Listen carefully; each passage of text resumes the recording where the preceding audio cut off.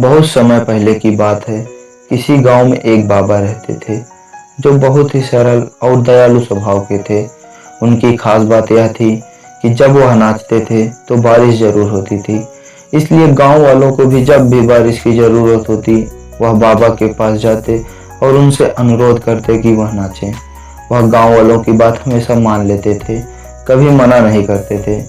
एक दिन 4 लड़के शहर से गांव में घूमने आए।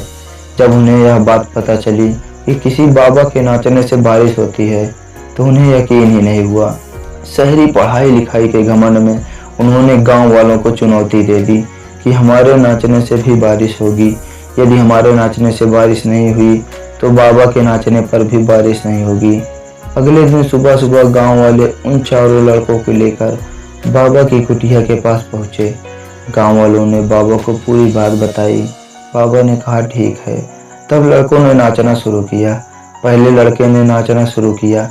आधा घंटा बीत गया और वह थक कर बैठ गया, लेकिन बादल नहीं दिखे।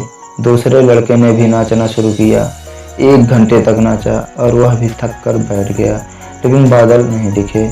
और बाकी दोनों लड़कों ने भी सेम ऐसा ही किया। वह भी थक कर बैठ गए, लेकिन बारिश नहीं हुई। अब बाबा की बारी थी। बाबा ने नाचना स्टार्ट किया। 1 घंटा बीत गया पर बारिश नहीं हुई। फिर भी बाबा ने नाचना बंद नहीं किया और नाचते ही रहे। 2 घंटे बीत गए, फिर भी बारिश नहीं हुई। 4 घंटे बीत गए, बारिश नहीं हुई। फिर भी बाबा रुकने का नाम ही नहीं ले रहे थे। वह नाचते ही रहे। नाचते नाचते शाम ढलने लगी। तभी बादलों की गड़गड़ाहट सुनाई दी और थोड़ी देर बाद जोरों की बारिश होने लगी। यह देखकर वह चारों लड़के आश्चर्यचकित रह गए और तुरंत उन चारों लड़कों ने बाबा से क्षमा मांगी। और उन लड़कों ने बाबा से पूछा कि बाबा, ऐसा क्यों हुआ कि हमारे नाचने से बारिश नहीं हुई और आपके नाचने से बारिश हो गई। बाबा ने बहुत ही सरल स्वभाव से उत्तर दिया, जब मैं नाचता हूँ तो मैं 2 बातों का ध्यान रखता हूँ। पहली बात कि मैं यह सोचता हूँ कि जब मैं नाचूंगा तो बारिश को होना ही पड़ेगा, और दूसरा यह कि मैं तब तक नाचूंगा जब तक बारिश हो न जाए। इस कहानी की शिक्षा यह है कि सफलता पाने वालों में भी यही गुण विद्यमान होता है। वह जिस काम को करते हैं उसमें उन्हें सफल होने का पूरा विश्वास रहता है और वह तब तक उस काम को करते हैं जब तक उसमें सफल न हो जाएं।